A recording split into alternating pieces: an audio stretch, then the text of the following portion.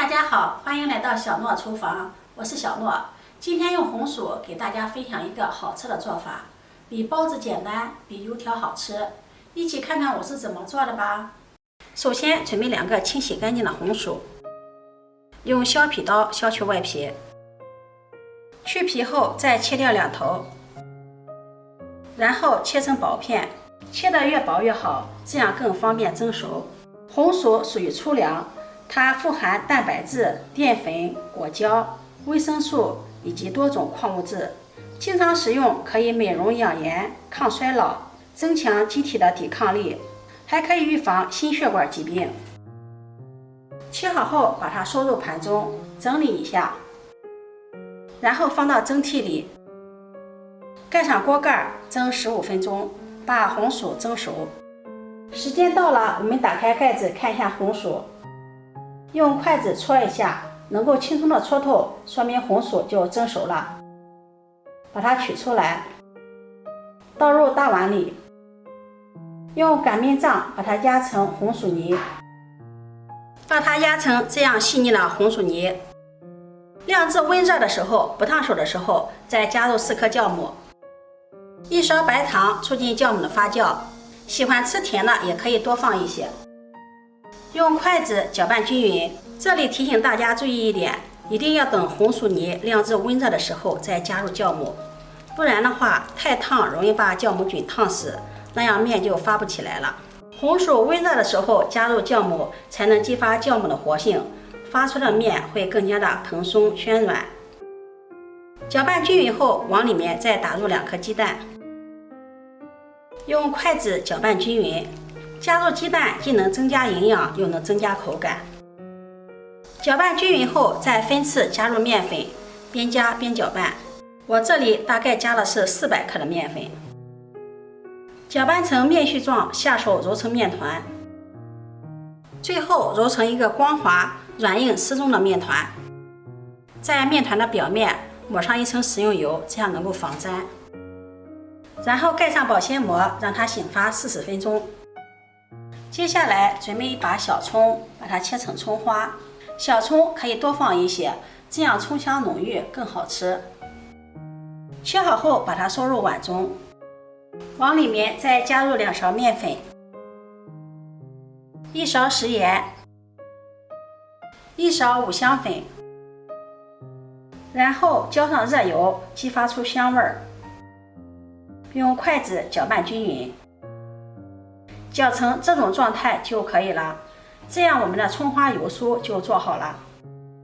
面醒好了，揭掉保鲜膜，看一下体积明显变大，拍一拍发出沉闷的声响，戳个手指头下去不回缩。看一下里面也是满满的蜂窝组织，像这样面团就醒发好了。面板上撒上干面粉，把面团移到面板上，把它好好的揉一揉，排排气。揉匀后再把它搓成长条，搓成这样的长条，再把它切成剂子。先切一个大一点的面剂，剩下的再切成大小相等的面剂。再把每个面剂给它揉一揉，揉圆。全部揉好后，取一个小面团，先把它按扁，再用擀面杖把它擀开，擀成一个圆饼，厚度大约在0.2厘米左右就可以了。擀好后，先把它放在一旁，接着把所有的小面剂依次给它擀开，擀的尽量大小一致。最后再把这个大的擀开。擀好后，在上面放上我们调好的葱花油酥。葱花油酥靠近中间的地方放，用勺子给它摊均匀。边缘预留出2厘米的地方，不要摊上油酥。像这样摊均匀后，放上小饼，在小饼的上面再放上1层油酥，上面再叠上1张饼，再放上油酥，像这样重复操作。最后1张饼再放上来，用刷子在边缘刷上1层清水，这样方便粘合。把大饼包住小饼，像这个样子，给它走一个折子，这样更好看。按压一下，让它粘得更加牢固一些。再把它翻过来，给整理一下，整理的圆润一些。上面再刷上一层清水，再撒上一层白芝麻，点缀增香。用擀面杖再擀一擀，这样芝麻粘的会更加牢固一些。擀好后，把它放到蒸屉里，蒸屉提前铺上防粘的硅胶垫，盖上盖子，2次醒发10分钟。